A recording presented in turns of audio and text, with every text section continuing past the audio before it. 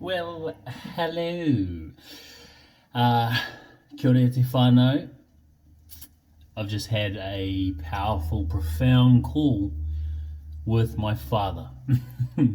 A couple of nights ago, a friend of the family who we probably haven't spoken to for like 15 to 20 years randomly reached out to my dad and said, "Hey, I've just had this dream. I can't shake this feeling. It was to do with you and Lockie and your mum, who's passed away." And, ironically, him and his mum have their birthdays on the same day, which is tomorrow, August 13th. So, Dad, if you see this, happy birthday, old fella.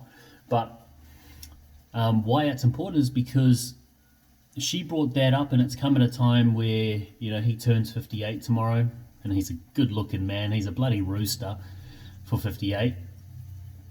As you can tell, mirrored.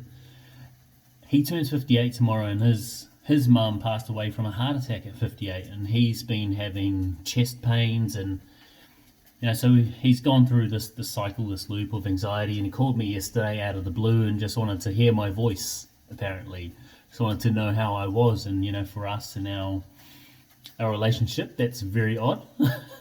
We don't really communicate with each other or speak directly. We usually speak through my mother, and that's not because of any ill feelings we have to each other. That's just the relationship we've adopted or sort of allowed ourselves to fall into since I've moved to Australia.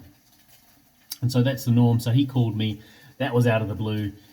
And I dropped into it. And I was like, oh man, what is this coming up? What is this? There was a level of fear and anxiety around not knowing what this was. And so today, after my coaching call, which was very good, by the way, after a coaching call with one of my clients, I was feeling really good, having delved into, some of the inabilities that he had to receive, celebrate, and to play. I just thought, man, fuck it. I'm going to call my dad. I'm just going to see if he's okay. I'm just going to see what emotion's coming up for him, what he's feeling, where that's coming up, like how that's showing up in the body, and just what's presenting. And so I called, and it was a beautiful conversation. It was very, very beautiful.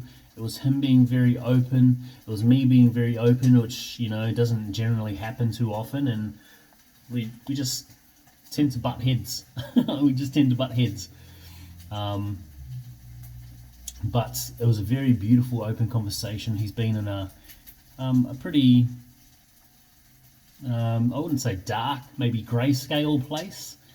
He hasn't been the best. And I just presented to him the potential that what he's facing right now is probably something that's been mirrored in other aspects or areas of his life, and that maybe this lesson that's coming up now is something that's occurred in childhood that he didn't quite take the lessons from.